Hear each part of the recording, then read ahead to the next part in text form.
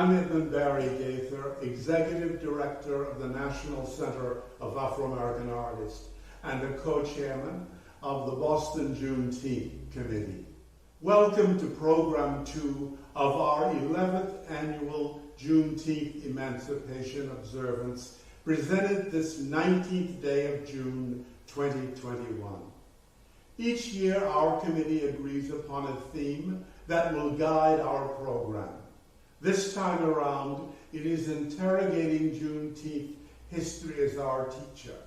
In past years, themes have addressed issues of social and economic justice, including reparations, incarceration, and political prerogatives. We have tried to increase understanding of the obligations that we must fulfill if we are ever to become communities of free people. It seems especially appropriate that we examine the meaning of Juneteenth in this year, when the Commonwealth of Massachusetts has made the day an official holiday. It is really time to interrogate Juneteenth and ask, what does it stand for and what can it teach us? Today's program was created by inviting members of the Boston Juneteenth Committee to respond to the theme in whatever creative ways seemed powerful to them. Some members have chosen to perform artistic works. Some will evoke rituals of remembrance in song. Still others will respond to specific questions or offer essays expressing perspectives on where we are this 170th year since the first Juneteenth. Although we are a volunteer committee of long duration, the views expressed in our commentaries are our own.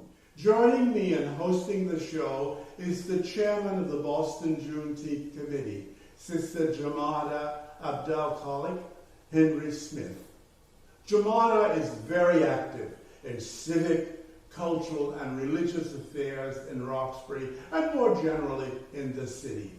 Her family owned and operated a Nubian notion, which put the Nubia in our community well before Nubian Square.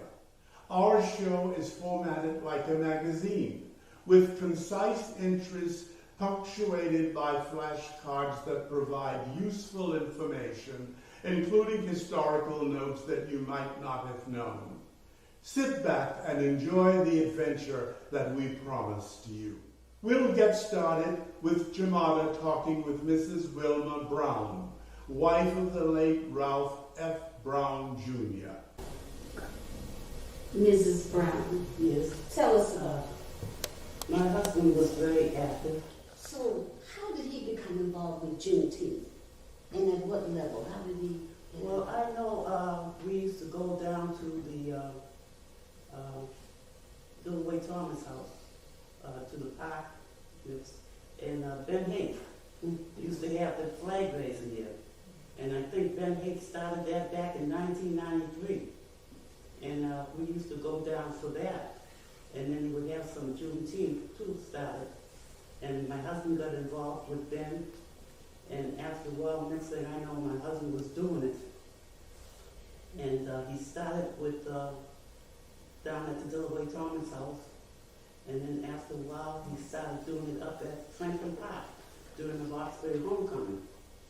And then one year he says to me, he says, you know, the museum up on Walnut Avenue will be a good place to have it. I wonder if Barry, I said, well, go ask him. So he did. And that was the beginning of it. That was the beginning of it. It's been wonderful. Joined a lot of the activities because he was with Blacks in Government. And later on, he became the Massachusetts representative for the National Juneteenth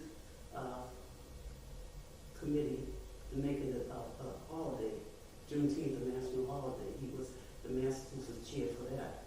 So that's when he really stepped off with this Juneteenth and, you know, getting involved with some other different people from other states too. But after his passing away, his transition, how did you and your family feel about the Ralph F. Brown Jr. Awards? Oh, well, it's a great honor. And he's had other things named on his behalf, and it just makes me feel so good to know that people thought so much of him to do that. And just hope it continues and that this Ralph F. Brown Award will be awarded to people who are like him, who believe in fighting for the cause and fighting for our people and whatnot, and keep things moving in the best positive ways. So what do you hope? What do you hope that this will continue to, that they will inspire, that those who have been recipients? So what I love about it is that we give them this beautiful glass trophy type, and we give them a little honorary award, and then we give them this stone, and it says the Ralph F. Brown Award. Juneteenth is celebrating freedom, the end of slavery and everything.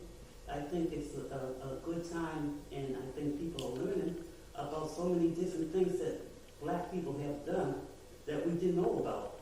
And I think if this trend continues, which it should, and people will stand out, come up and teach it, especially to our young people. They need to be taught about our past. And I think this is a good thing for Juneteenth, in the name of Juneteenth, to pass on. Thank you, and thank you for being here, and I just hope this Juneteenth will continue. Like I said, people come in, and so I hope this Juneteenth will continue for many more years to come. And I thank Barry for all that he has done and is doing, and you too for the work on Juneteenth, and all the Juneteenth committee. I'd just like to thank them too for the work that they're doing. Of course, the launching of Juneteenth was not a singular act of Mr. Brown's. It required significant political leverage and skill. Jamada will explore this aspect of Juneteenth in her conversation with former State Representative Gloria Fox. Representative Fox, you enjoyed a truly extraordinary political career here in Boston. Going on in 1985, I became the District 7, which is Roxbury and now the Fenway, state representative. And I served for 31 years. So at what point did you become aware of and involved with Juneteenth? Well, yes, you're correct. Texas was one of the first states to adopt a Juneteenth legislative team and then pass the legislation. And when I brought it to Massachusetts, I used that as an example. If Texas can do it, then we need to draft our own, and we did, and get it passed in Massachusetts and having it signed by the governor at that time. I believe it was Deval Patrick. So perfect timing, And I don't think any of our colleagues, white colleagues, were frightened by the legislation.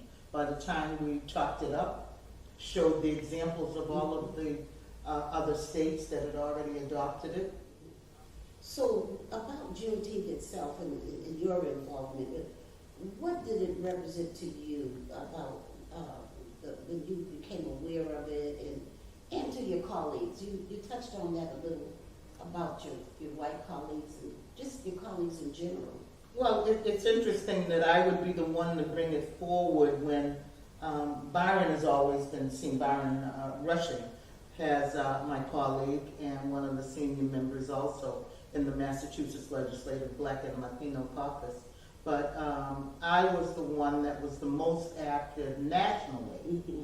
The only one attending the conferences all over most of the South and bringing our legislation to them as examples that they could use. And they've adopted some of our Massachusetts legislation. But I brought it forward at a time that I guess was very opportune for this kind of legislation. Well, surely you played a role. You played that role in making Juneteenth a day. Well, you have to of have note. someone to start. Yeah, you made it a day of note at that time in Massachusetts. And do you anticipate that Juneteenth would ultimately, or did you anticipate that Juneteenth would ultimately become a state holiday in the Commonwealth? Before it was signed into law, there were Massachusetts residents, black residents, that celebrated or paid tribute to Juneteenth statewide, but we had never come together as a community, a black community looking at our previous history and celebrating a piece of legislation that could include all of us. And so it was quite interesting. We're less than highly favored, you know that. And if we go after something, and we do it right, then no one can argue with that. They can't win anyways. And so it passed, signed into law in 2007, and celebrated officially from that point on here in Massachusetts. And Governor Deval Patrick, that was he was the governor then, right? When he Coming in then, yes. So what are your hopes for Juneteenth in Massachusetts in the future? What are your hopes? Well, hopefully it continues to bring us together. That's one thing. As a community organizer, that I'm about making sure that our community is cohesive, that it's always together in whatever it is that is positive, for the whole, for the majority. And so I'm just happy to be a part of a movement, a Juneteenth movement that brings us together in a lot of different ways. Do you have a particular Juneteenth story that... Well, I'm happy that my sons, my grandchildren, and my great-grandchildren all have gotten to know Juneteenth, the celebration of Juneteenth, the tribute of the black community through Juneteenth. And wherever they are, they have joined in a tribute program, wherever they are. They're in school or in their communities, whether they're in the suburbs or whether or not they're in the cities. They're all doing something too. Well, I just want to tell you on behalf That's how of you do it. You pass it on behalf of the Boston Juneteenth Committee and the National Center for Afro-American Artists, and I'm just going to say it, I'm the Howard family. We just love you and we appreciate you, and I'm unapologetically thanking God for you. So thank you so much. Continue to keep me in prayer, and I'll continue to keep you in prayer. Jamal will also remember respected journalist Sarah Ann Shaw. We have heard from two wonderful women from Boston today, from Roxbury, in fact, part of Boston. And we have plans to talk with another legend, living legend. However, she's not able to be with us at this time. And I'm talking about none other than Ms. Sarah Ann Shaw. Sarah Ann Shaw was working as a journalist for 31 years. And she continues to be an activist. Over time, she has volunteered in many organizations dedicated to the fight for human and civil rights. She was the first black female reporter at WBZ-TV, where she worked as a general assignment reporter from 1969 until her retirement in 2000.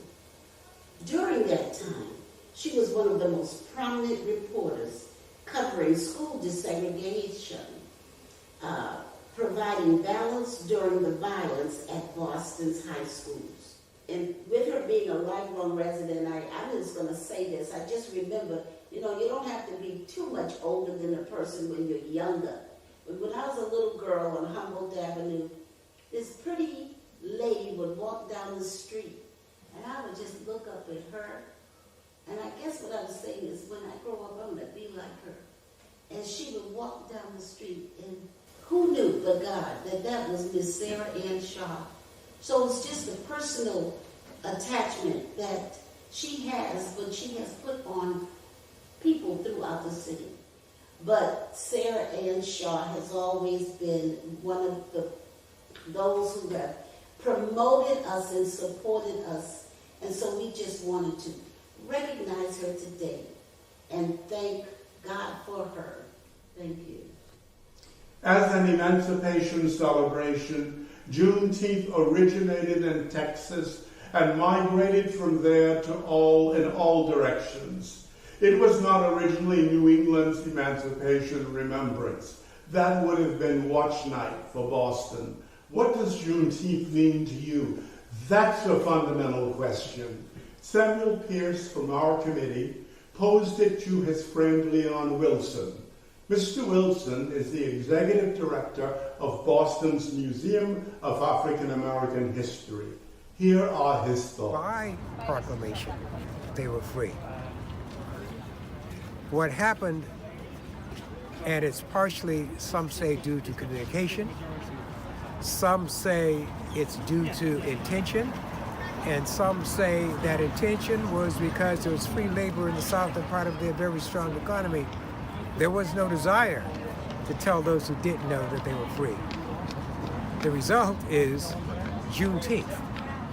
Juneteenth, almost 2 years later, finally was the full recognition in Galveston, Texas, that the Emancipation Proclamation had been freed, and Union soldiers arrived to make them aware that they were, in fact, free as African Americans. They were no longer enslaved.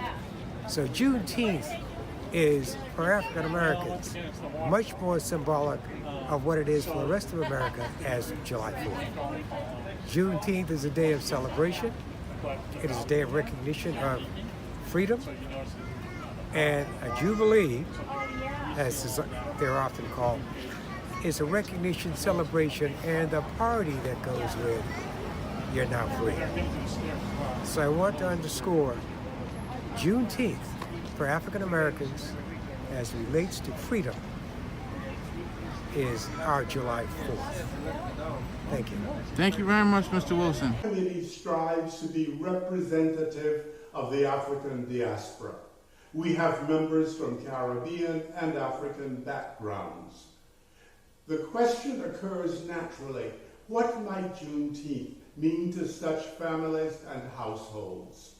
For several years, Nigerian-born Rockman Oladigbulu has been a very active associate. A filmmaker and graphic artist, he is a valuable part of us. He even allowed us to play a role in naming his 2 young children. I was very pleased when he chose to tell us what Juneteenth means to him. As an African immigrant here in the United States, the Juneteenth has offered me a tremendous amount of wealth that I had never thought of before, even when I was coming to America. The community of women and men from a strong and rich tradition of wisdom, love, courage, resilience. Resilience in the face of the worst that life could throw at you. As human beings, I don't think there's anything more that one could ever ask for. Over the years, this has opened my eyes to what Juneteenth can represent for African immigrants now partaking in this American experiment. No one will deny that meeting the white man was the worst thing that has ever happened to any group of people in the world. The hungry and restless white man who thought he could own the world, who thought he could conquer all other peoples and make them to shape the world in his own image. He's enslaved in his own greed, and he came over to Africa and splintered the trajectory of our future. In Nigeria, there's a common expression that goes, "No one can change your destiny. He may succeed in winding back the hands of the clock, but it can never stop you from reaching your future." Today, Black America has met Africa, and we have reunited, not only here in America, but on the ground in Africa. And what is next now is for us to bring our experiences together, share and strengthen ourselves as we move forward into our future. From these, I can sum up two important things that the celebration of Juneteenth has shown me as possible and important. First, Juneteenth has given us the opportunity to bring our communities together. Of course, this is happening already in one way or another, at workplaces, churches, mosques, and traditional places of worship. But we all know that these places still have their walls, identity barriers that you can't find in the space of our Emancipation Observance. As we also know, events and narratives still tend to keep us apart, even here in America today. But for us to take control of these events and narratives, we must come together in places and situations that bear no walls. This is what Juneteenth represents for us. At the Emancipation Observance, we are not African immigrants and African Americans. We are not Muslims, Christians, traditional believers or non-believers. We are not doctors, nurses or patients. We are not lawyers, clients, police or judges. At our Juneteenth Emancipation Observance, we are all children. Here's to a solemn history from which we draw inspiration and empowerment. It has been important for us to reach out and touch hands, necessary for us to hold hands from Africa to Americas, from Europe to the Caribbean, to pass messages across and inform one another, to wake up one another to the twisting ways of the white man's twisted soul.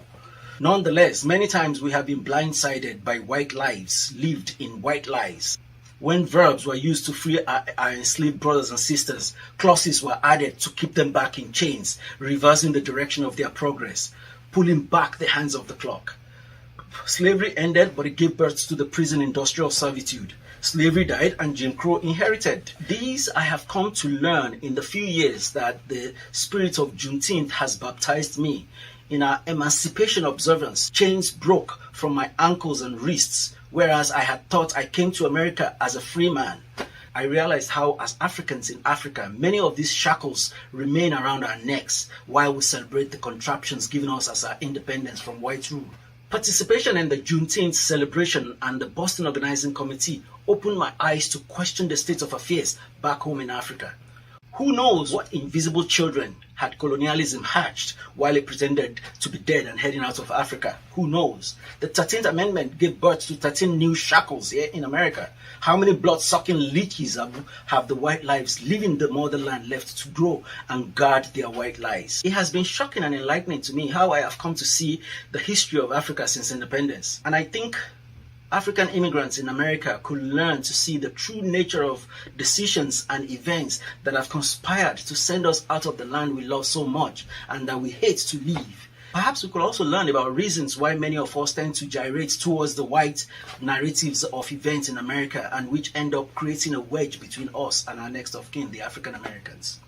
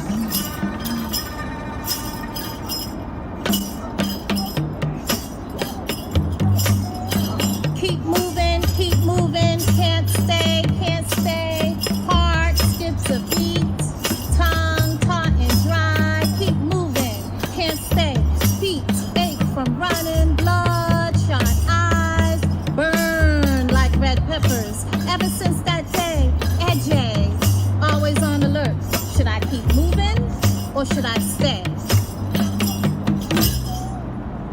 I gotta keep moving. I can't stay.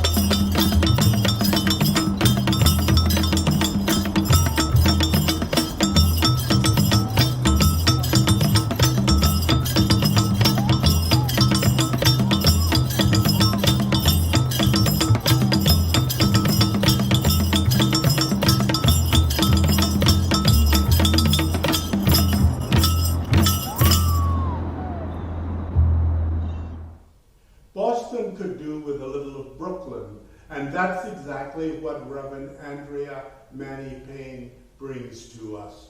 She burns with the passion and concern for black communities, and she is intolerant of injustice. Reverend Payne understands politics and does not hesitate to engage in it. As a community activist, interfaith minister, and spiritual advisor, she regularly infuses her words with fire while prodding her listeners to action. It is exactly in this framework that she shares her thoughts on Juneteenth in this present moment. Hello, my name is Reverend Andrea Payne, and I'm a long-term member of the Boston Juneteenth Committee. So I welcome you to our observation this year.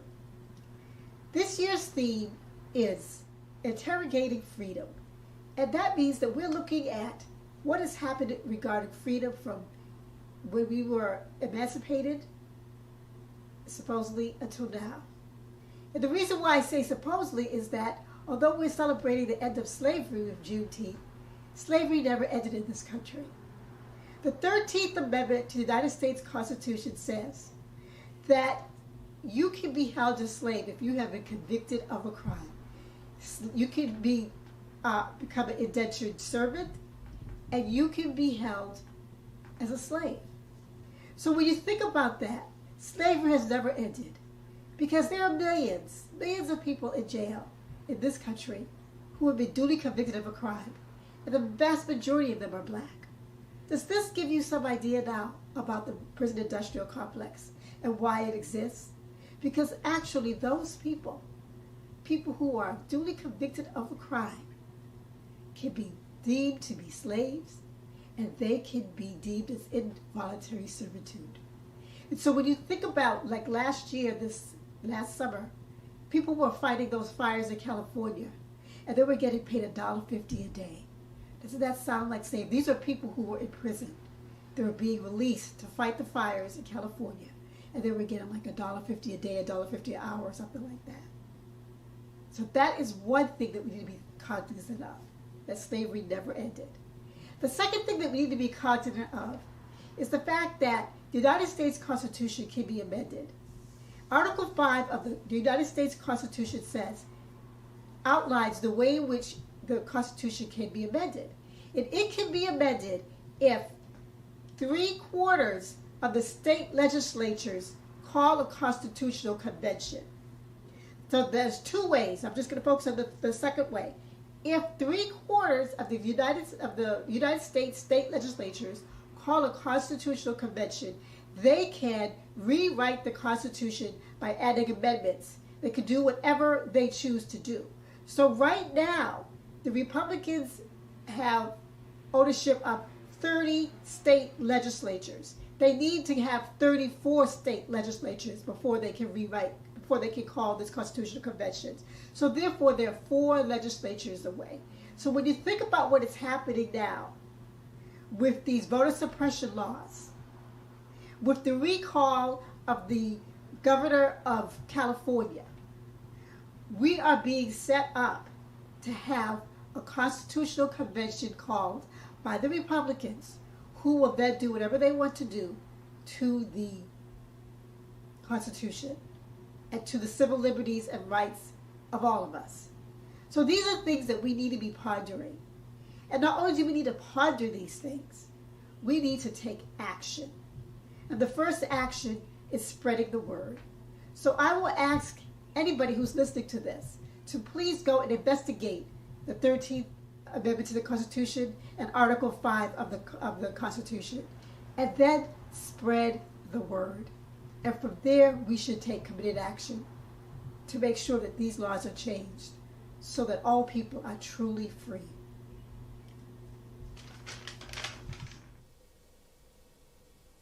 We have survived the pain of the Middle Passage, partially from the mystical power of the drums and partly from the solace of blues.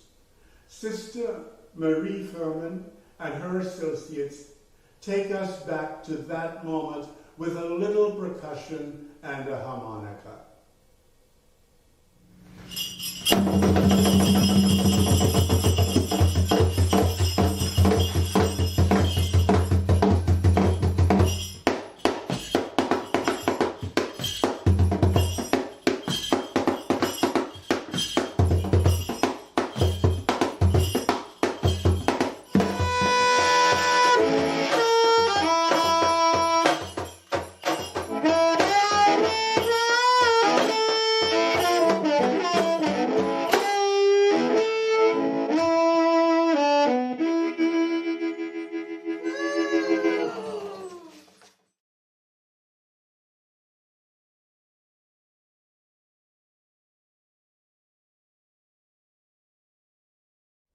What do you say to a child? What do you say to a child who was born in the land of the free? Who says, I don't want an live?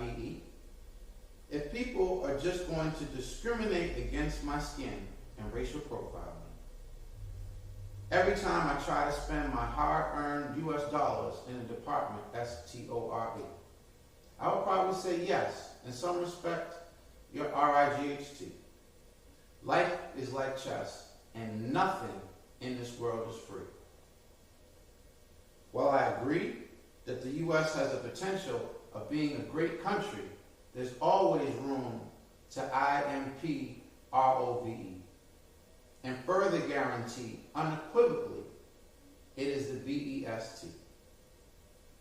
As long as the younger generation stops being distracted from the TV and listening to all the gangster RAP, and instead starts listening to a little bit more R&B.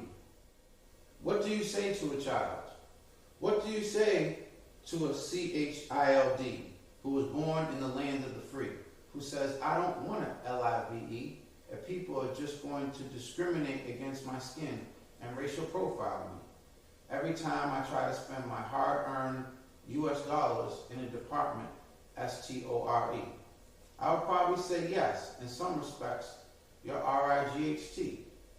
Life is like chess, and nothing in this world is free. So while I agree that the U.S. has the potential for being a great country, there's always room to IMPROVE,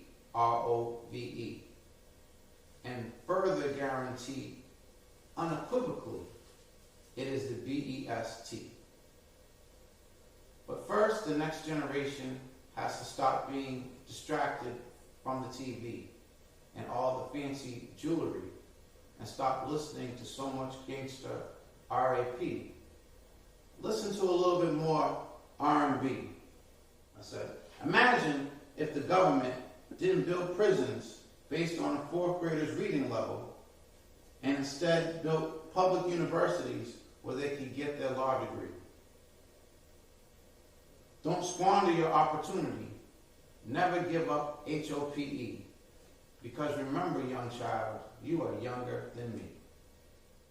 Black heritage reaches back to the ancient Nile Valley, to Nubia and Kemet, and indeed to the very origins of the human family and its trademark gift, civilization. Metaphysician and spiritual teachers invite us to reacquaint ourselves with these ancient legacies through study and deliberate practices.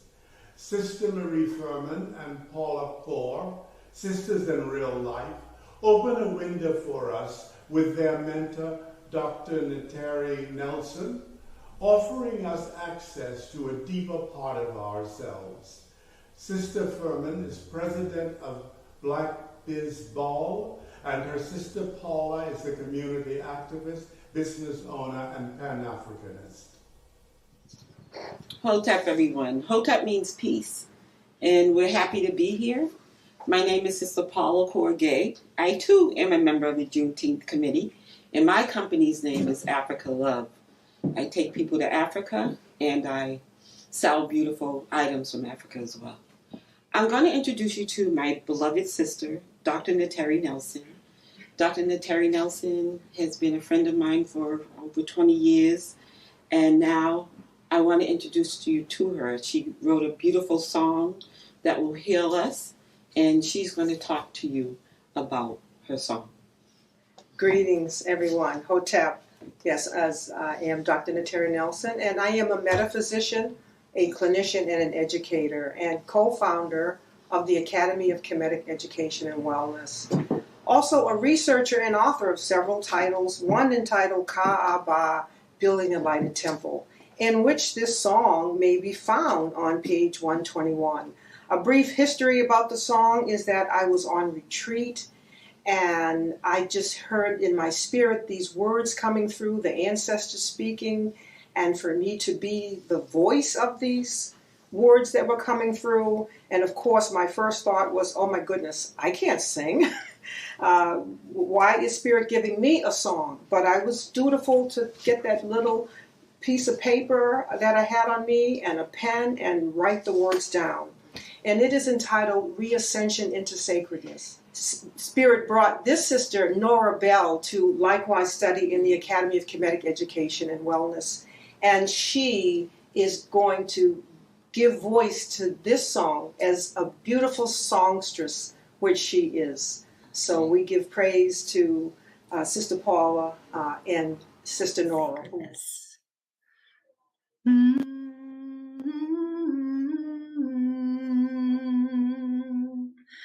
Reascension into sacredness, all are gathering in.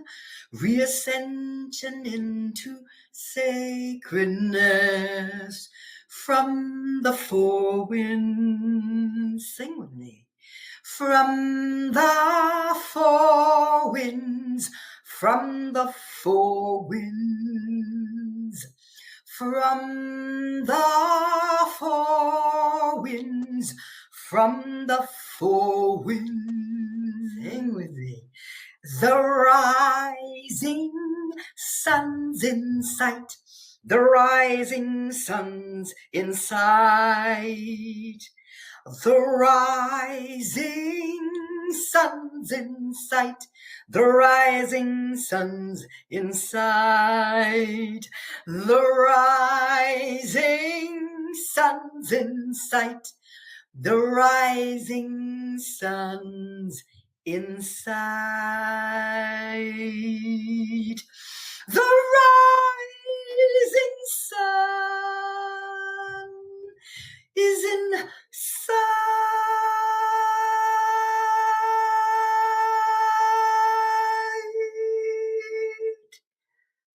Ashe, ashe, ashe, together as one. Yes, Uncle Jas and it. When we ask artists questions, we never know how they will answer. Thus, when we asked Brittany Crawford what she thought about Juneteenth, we had no idea that the reply would come through the prism of fashion. Nevertheless, that is how she spoke, with fabric and patterns that flow with regality worthy of our kings and queens, but expressed for the present generation.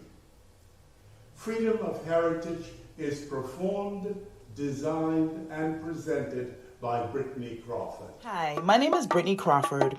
I'm a member of the Boston Juneteenth Committee and the owner of PYDJ Designs. I'd like to share a quick moment with you to show you what Juneteenth means to me through a fashion show called The Freedom of Heritage.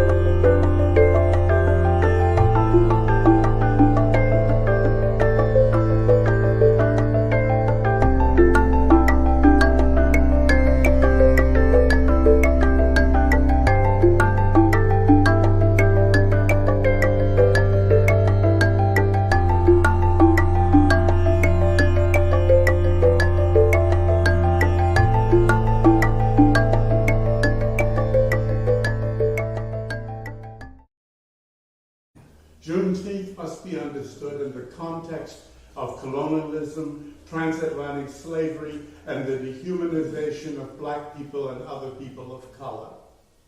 The horrific aftermath of those brutal encounters with European expansionism, rabid capitalism, and white supremacy still affect our communities.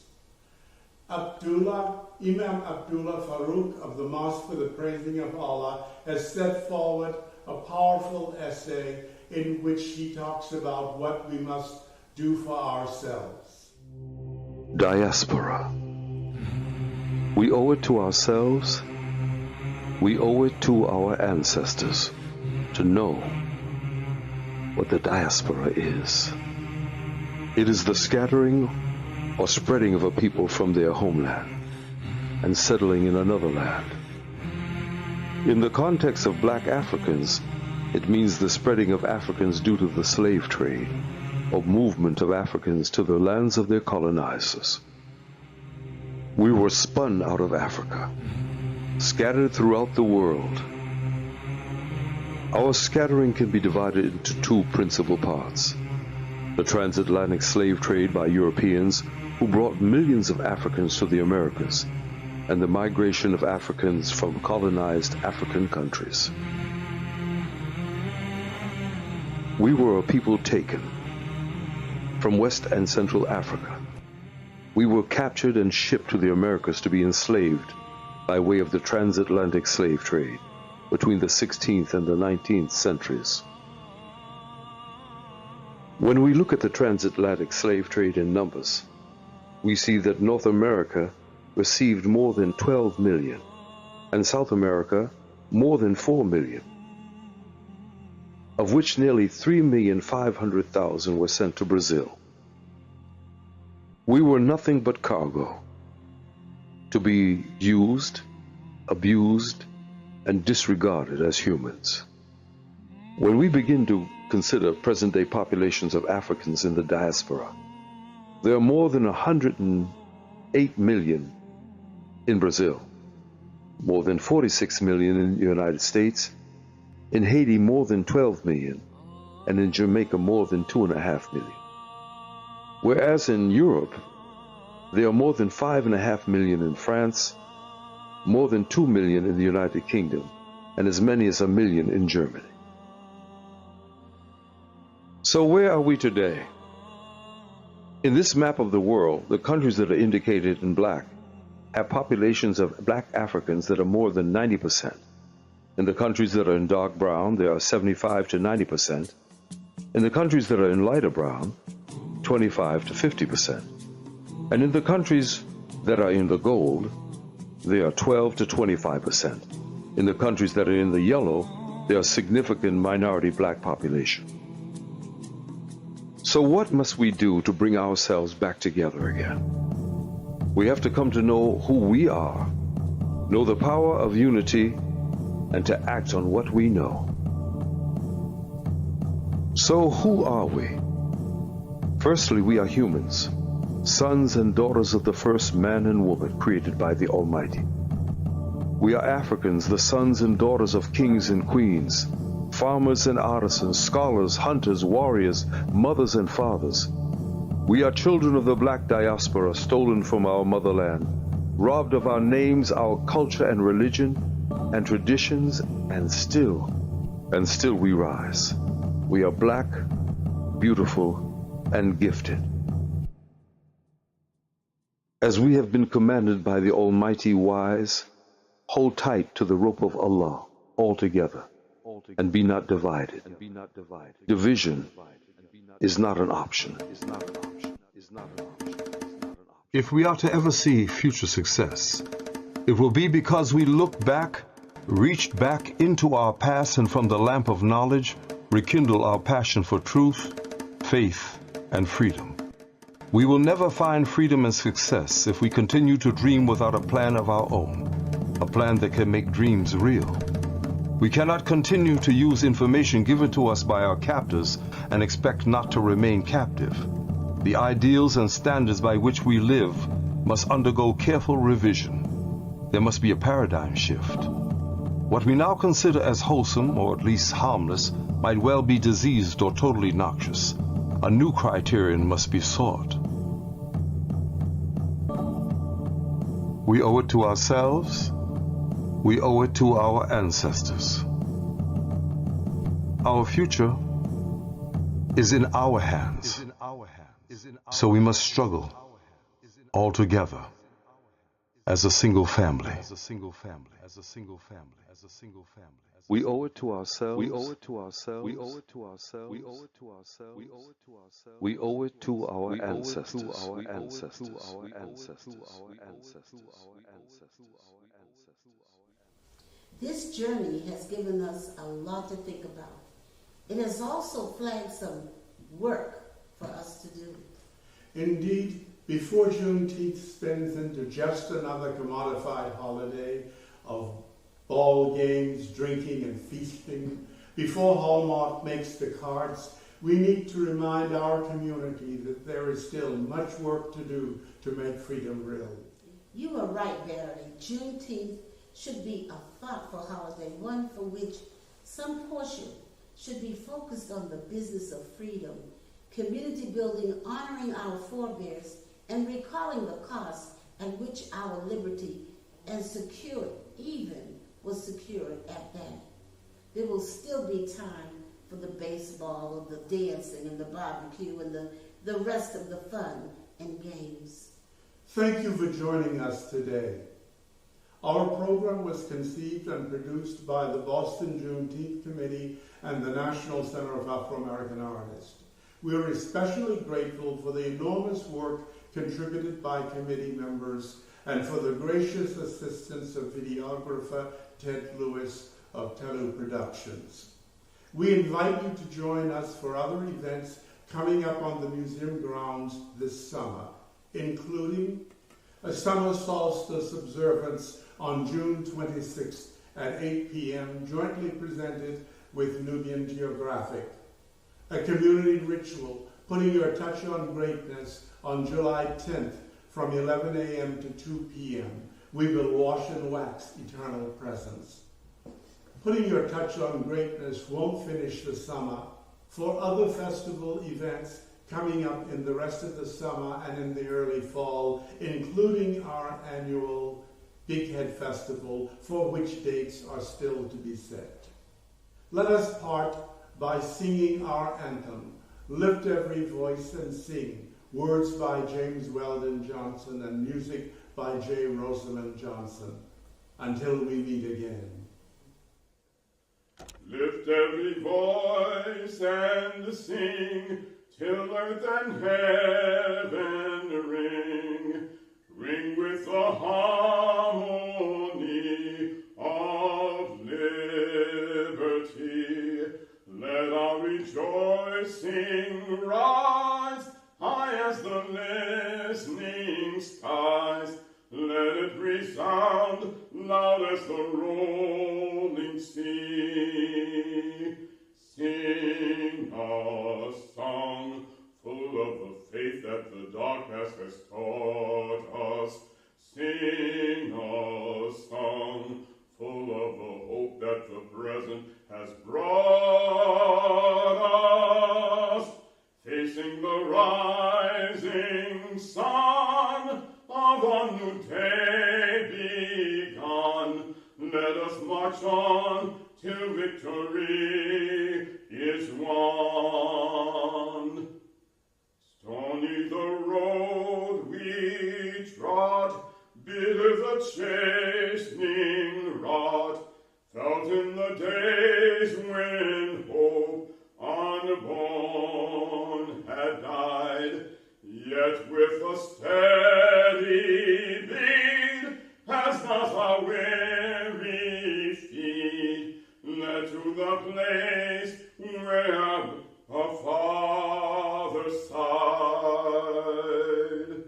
We have come over a way that with tears has been watered. We have come treading the path through the blood of the slaughtered.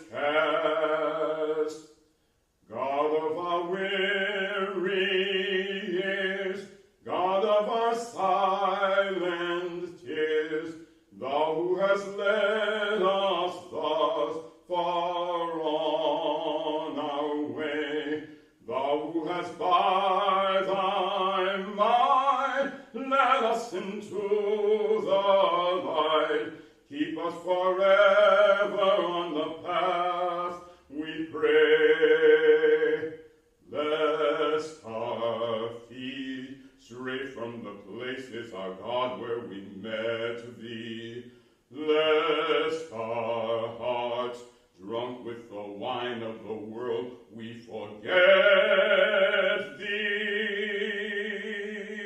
Shadowed beneath thy hand, may we forever stand, true to